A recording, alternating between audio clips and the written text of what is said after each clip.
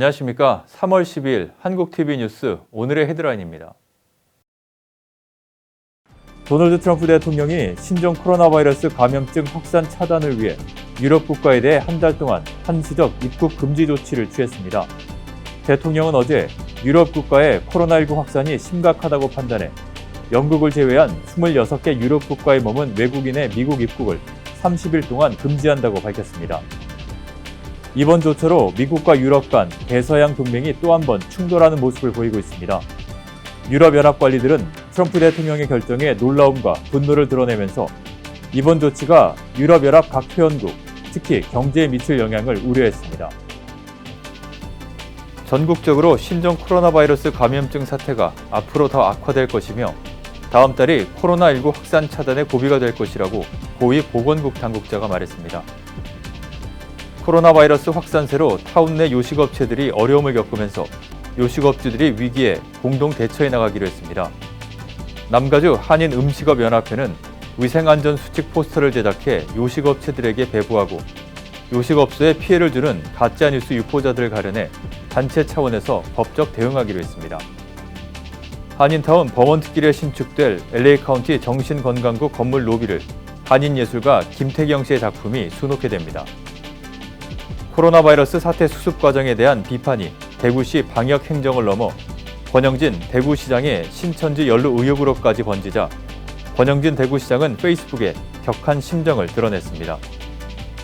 삼성증권은 신종 코로나 바이러스 감염증 장기화로 네이버와 카카오 등 인터넷 기업도 부정적 영향이 확대되고 있다고 진단했습니다. 국무부는 국가별 인권보고서를 통해 한국 정부의 부패와 투명성을 다루면서 조국 전 법무부 장관의 비리 혐의와 경찰의 강남 나이트클럽 유착 사건을 소개했습니다. 시청자 여러분 안녕하십니까? 한인 사회 이슈를 신속하고 정확하게 전해드리는 한국TV 뉴스입니다. LA 카운티에서 코로나 바이러스 감염으로 인한 사망자가 발생하면서 한인타운도 코로나19 캠페인에 본격 돌입했습니다. 타운의 요식업체들은 위생안전수칙 포스터를 제작해서 요식업체들에게 배부하고 업소를 울리는 가짜뉴스에 법적 대응으로 맞서기로 했습니다. LA 한인회도 단체장 회의를 소집하고 코로나 바이러스 감염 사태를 타개하는 데 머리를 맞댔습니다. 정현호 기자입니다. 코로나 바이러스 사태로 식당을 찾는 손님들이 줄어들면서 타운 내 요식업소들이 많은 어려움을 겪고 있는 가운데 남가주 한인외식업연합회는 LA 한인회 한식세계화협회와 함께 LA 보건국의 동의를 얻어 신종 코로나 예방 수칙을 알리는 포스터를 제작해 필요로 하는 요식업소들에 배포하기로 했습니다. 코로나 바이러스 사태로 타운 내 요식업소들이 지난해 이맘때와 비교해서 평균 30에서 50%의 매출 감소로 고전하고 있으며 심지어 폐점까지 고민하는 업주들도 생기고 있다고 업주들은 호소했습니다. 코로나 위기에 대처하기 위해 남가주 한인외식업연합회는 업소 내 위생 수칙을 철저히 이행하고 전 종업원들의 위생을 매일 점검함으로써 식당을 찾는 고객들에게 신뢰를 심어주기로 했습니다. 확실하지 않은 그런 소문에 의해서 피해도 받았고 그걸로 인해서 한인타운이 모든 식당 업소들이 지금 많은 어려움을 겪고 있습니다. 항상 업소 내 위생 수칙을 철저히 이행하며 지키고 모든 직원들의 개인 위생 또한 매일 점검하며 깨끗이 하겠습니다. 저희 한인타운 모든 업소를 좀 사랑해 주십사 하고 제가 그냥 정중히 정말 저희 이사들 모두 일어나서 정말 부탁을 드립니다.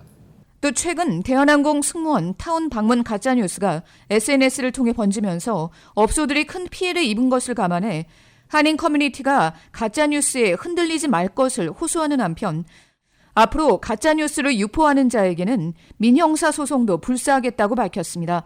이번 사태를 계기로 앞으로 업소별 화장실 입구에는 손세정제 설치, 또 정기적인 보건국 세미나 실시 등 철저한 위생관리를 지속해 나가겠다고 밝혔습니다. 또 이와 함께 요식업소들을 울리는 장애인 공익소송, 노동법규 위반 등과 관련해서도 세미나를 실시해 요식업주들에게 유익한 정보를 제공할 계획입니다. 코로나19 확산 사태로 인해 한인들의 불안감이 커지고 있어 한인 경제가 직격탄을 맞고 있는 가운데 한인사회 주요 단체들은 코로나 사태 대처를 위한 비상대책위원회를 결성했습니다. 11일 LA 한인회를 주축으로 LA 한인회관에서 한인 단체장들이 한인 커뮤니티 비상대책위원회 첫 회의를 갖고 코로나19 사태를 타개하기 위해서 앞으로 긴밀히 협조해 나가기로 했습니다. 도대체 그럼 보험도 없고 이런 사람들은 어떻게 하느냐, 이 경우에 코비드-19 때문에 트리트먼트를 받아야 되고 입원을 할 경우에 그러면 우리 같은 그런 커뮤니티 단체들이 나가서 주장을 하셔야 됩니다. 한편 LA 한인회는 한인들의 코로나 바이러스 관련 문의나 SNS 관련 내용 사실 확인 등을 위해서 핫라인을 개설했습니다. 해결이 되지 않는 일이 있거나 저희가 도와드릴 만한 일이 있으면 그걸로 전화를 좀 해주시면 되겠습니다. 핫라인 전화는 213-999-4932번입니다. 한국TV 정현호입니다. 한인타운 버몬트길에 신축될 LA 카운티 정신건강국 건물 로비를 한인예술가 김태경 씨의 작품이 수놓게 됐습니다. 김태경 씨의 작품은 공모전을 통해서 이번에 LA 카운티 정신건강국 건물 장식하게 되는 영광을 누리게 됐는데요. 11일 LA 한인회에서는 김태경 씨의 공모전 당선을 축하하는 자리가 마련됐습니다. 안수빈 기자가 다녀왔습니다. 버몬트 코리더 프로젝트의 일환으로 한인타운 버몬트 애비뉴와 유가지점에 새롭게 들어서는 21층짜리 LA 카운티 정신건강국 빌딩 로비를 한인예술가 김태경 씨의 작품 캐노피 오브 블룸스가 장식합니다. LA 카운티는 공공기관 건물을 건축할 때 예산의 일부를 시민들의 문화 서비스에 사용해야 한다는 규정에 따라 공모전을 진행했으며 뉴욕에서 활동 중인 김태경 작가는 지난해 공모전에 당선돼 LA 카운티 예술과 문화국으로부터 16만 5천 달러의 상금을 수여받았습니다.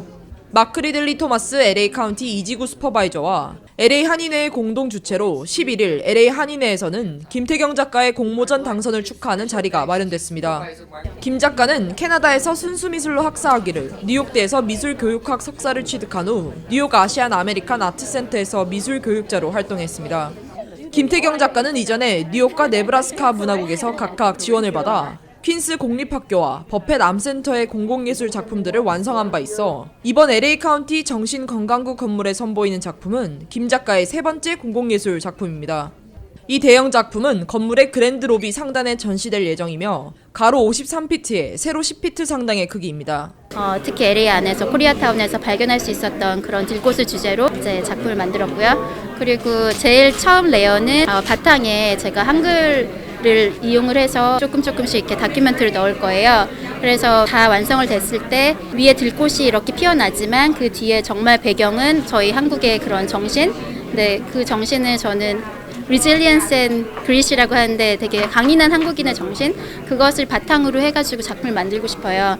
It will contribute to the revitalization of Koreatown like no other projects. This is more than $300 million. And then when you think about the cultural aspect of this is going to be a big statement there as well. 정말 오늘 같은 날은 기쁜 날이라고 생각합니다. 우리 한인의 우수성이 또 알려지면서 동시에 모든 그 주민들이 조화롭게 카운티의 각종 그 혜택을 받을 수 있도록 해진다는 것에 큰 뜻이 있다고 생각을 합니다. 신축 건물에는 LA 카운티 주민 전체의 정신건강과 인력 개발 등을 담당하는 LA 카운티 정신건강국 본부가 들어설 예정이며 이 건물 안에는 새로운 주거 유닛과 상업 유닛 등으로 구성돼 타운 한인들이 이용할 수 있는 다양한 서비스가 제공될 예정입니다. 한국TV 안수빈입니다. 오늘의 지역 단신 전해드립니다. 헐리우드 스타 톰 행스와 그의 아내가 신종 코로나 바이러스 감염증에 걸렸습니다. 영화 촬영차 호주를 방문 중인 행스는 10일 트위터와 인스타그램을 통해 자신과 동갑내기 아내 리타 윌슨이 코로나 바이러스 검사를 받았고 양성 판정이 나왔다고 밝혔습니다. 톰 행스는 전설적인 가수 엘비스 프레슬리의 일대기를 다룬 영화 제작을 위해 호주를 찾았습니다. 신종 코로나 바이러스 감염증이 언론계로도 번졌습니다. CBS 뉴스는 11일 직원 2명이 코로나19 양성 판정을 받았다고 밝혔습니다.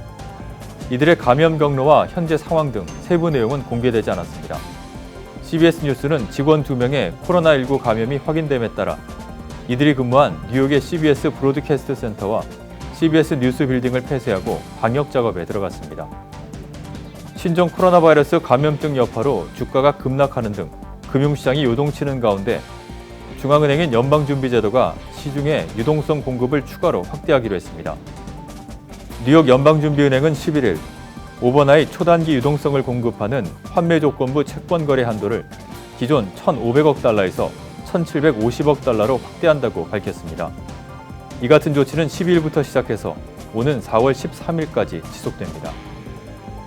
성추행과 성폭행 혐의로 전 세계 미투 운동을 촉발한 헐리우드의 거물 제작자 하비 와인스틴이 23년형을 선고받았습니다. 뉴욕 맨하탄에 소재한 뉴욕 1심 법원은 선고 공판에서 와인스틴 형량을 확정했습니다. 와인스틴은 현재 법정 구속된 상태입니다. 헐리우드 차병원의 안과 연구센터가 팍스 패밀리 파운데이션과의 전략적인 제휴를 통해 안과 기술자 교육 프로그램을 시작했습니다. 이 프로그램은 공인 안과 기술직을 희망하는 학생들을 교육하는 프로그램으로 LA 지역 학생들에게 안과 관련 양질의 교육과 훈련 기회를 제공하는 육성 프로그램입니다. 프로그램은 총 21개월입니다. 첫 번째 클래스는 8월에 예정돼 있으며 신청 접수 문의는 이메일로 하면 됩니다. 다음은 전국 각 지역 단신입니다. 뉴저지 버겐 카운티에서 신종 코로나 바이러스 감염증으로 인한 첫 사망자가 나왔습니다. 뉴저지주 보건국은 코로나19로 인해 해켄색 병원에 입원해 있던 69세 남성이 10일 사망했다며 이 사망자는 당뇨병과 고혈압, 해기종 등을 앓고 있던 기저질환자라고 밝혔습니다. 버지니아가 내년 1월 1일부터 불체자에게 운전면허증 대신 사용할 수 있는 운전면허 카드를 발급할 예정입니다. 버지니아 주의회는 7일 주 상원에서 법안을 통과시켰으며 법안은 주지사가 서명하면 내년 1월부터 시행됩니다. 베이 지역 지역사회 전파 감염이 늘어나자 샌프란시스코 카운티와 산타클라라 카운티는 1,000명 이상 모이는 대규모 행사를 금지시켰고 마린 카운티는 100명 이상, 콘트라코스타 카운티는 50명 이상 공개 모임에 참여하지 말 것을 촉구했습니다. 시애틀 지역에서 앞으로 250명 이상이 모이는 것이 금지됩니다. 제이 인슬리 워싱턴 주지사는 11일 코로나19 확산을 차단하기 위해서는 불가피하게 대규모 모임을 금지할 수밖에 없다며 킹과 스노우미시, 피어스 등 3개 카운티에서 250명 이상 모이는 교회 예배나 스포츠 행사, 콘서트, 페스티벌, 그리고 컨벤션 등을 금지하는 주지사 명령을 내린다고 발표했습니다. 최여은 앵커가 한국 뉴스 전해드립니다. 한 군데 이슈들 만나보도록 하겠습니다. 먼저 첫 번째 뉴스입니다. 권영진 대구시장이 현지 시간 11일 사면이 초과다, 마음껏 덤벼라며 페이스북에 격한 심정을 드러냈습니다. 신종 코로나 바이러스 감염증 사태 수습 과정에 대한 비판이 대구시 방역 행정을 넘어 자신과 신천지 연루 의혹을 제기하는 데까지 이르자 도를 넘었다고 판단한 것으로 풀이됩니다. 권 시장은 야전 침대에서 쪽잠을 자면서 싸운 지 22일째 접어든다며 시민 감성에 호소하는 내용으로 글을 시작했습니다. 그는 코로나 바이러스와의 싸움도 버거운데 교묘하게 방역을 방해하는 신천지, 저급한 언론들의 대구 흠집내기, 진영 논리에 익숙한 나쁜 정치와도 싸워야 한다, 사면이 초과하다라고 썼습니다. 시장으로서 평소 드러내지 않은 감정이 폭발한 듯 그래 마음껏 덤벼라, 당당하게 맞서줄게, 나는 이미 죽기를 각오한 몸이다라는 전투적인 표현까지 마다하지 않았습니다. 권 시장은 죽을 때 죽더라도 이 전쟁만큼은 끝장을 보겠다, 반드시 대구를 지키겠다고 글을 맺었습니다. 그는 이날 코로나 바이러스 대응 정례 브리핑에서 SNS와 일부 언론에서 제기하는 신천지 연루 의혹에 참담한 심정이며 대꾸할 가치가 없다며 나는 예수교 장로의 안수 집사다라고 반박했습니다. 삼성증권이 현지 시간 12일 신종 코로나 바이러스 감염증 장기화로 네이버와 카카오 등 인터넷 기업도 부정적 영향이 확대되고 있다고 진단했습니다. 오동환 연구원은 코로나 바이러스 사태 영향에서 상대적으로 자유로웠던 인터넷 기업들도 사태가 장기화하며 부정적 영향이 커지고 있다며 국내 소비 위축으로 타격을 받는 유통, 항공, 여행업종 광고주들의 광고 집행이 감소하며 지난달 말부터 네이버와 카카오의 디스플레이 광고 매출 증가율 둔화가 관찰되고 있다고 분석했습니다. 또 온라인 상거래 부분은 전반적으로 거래액이 확대되고 있으나 가전과 의류 등 일부 종목의 거래액은 오히려 줄어 전체 성장폭은 크지 않을 것이라며 웹툰, 게임, 동영상 등 콘텐츠 소비는 증가하나 매출 비중이 크지 않아 광고 부분 영향을 상쇄하기에는 역부족이라고 우려했습니다. 그는 IT 서비스 기업들도 재택근무 솔루션 수요 증가의 긍정적 효과보다는 관계사의 IT 투자 지원에 따른 부정적 영향이 크게 나타나고 있어 올해 성장 둔화가 불가피할 것이라고 전망했습니다. 다만 그는 인터넷 업계와 달리 게임 업종은 코로나 바이러스 영향이 제한적이고 오히려 이용자들의 재택 체류 시간 증가로 게임 이용 시간과 매출 증가가 관찰되고 있다며 비중 확대를 추천했습니다.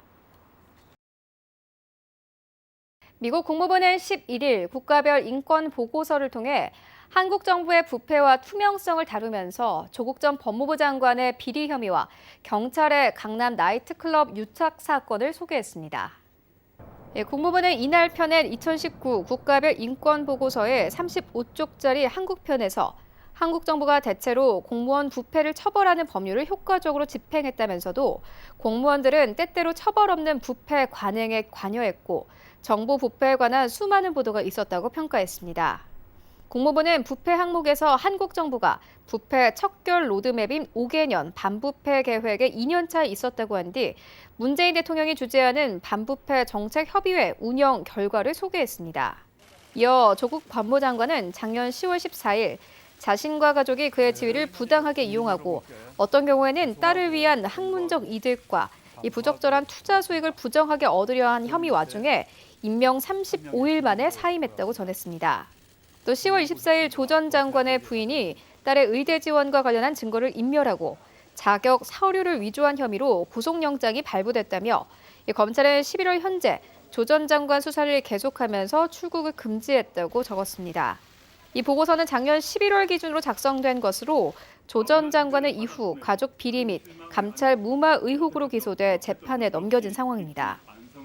국무부는 강남 나이트클럽 버닝썬과 경찰의 유착 의혹을 부패 사례로 들면서 성폭행, 은폐 의혹으로 시작된 이 사건이 경찰 비리로 연결돼 관련 경찰의 체포나 유죄 선고가 있었다고 소개했습니다. 국무부는 비평가들은 권한 남용과 부패가 아니라 경찰이 마약 수사에 초점을 맞춘 것은 한국의 시스템적인 부패를 부각하는 것이라고 주장했다고 적었습니다. 네, 오늘 저희가 준비한 소식은 여기까지입니다. 오늘의 증권과 날씨, 그리고 항공기 출도착 정보 알려드립니다.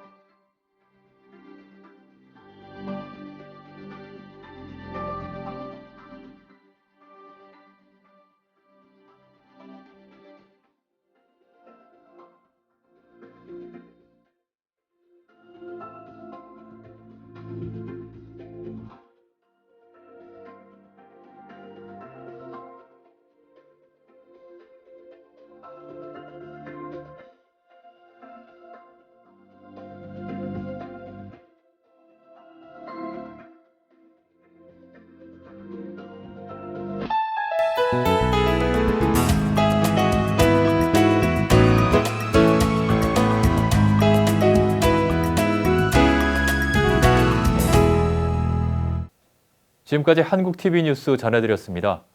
한인 사회 소식을 신속하고 정확하게 전달할 수 있도록 최선을 다하겠습니다. 시청자 여러분, 감사합니다.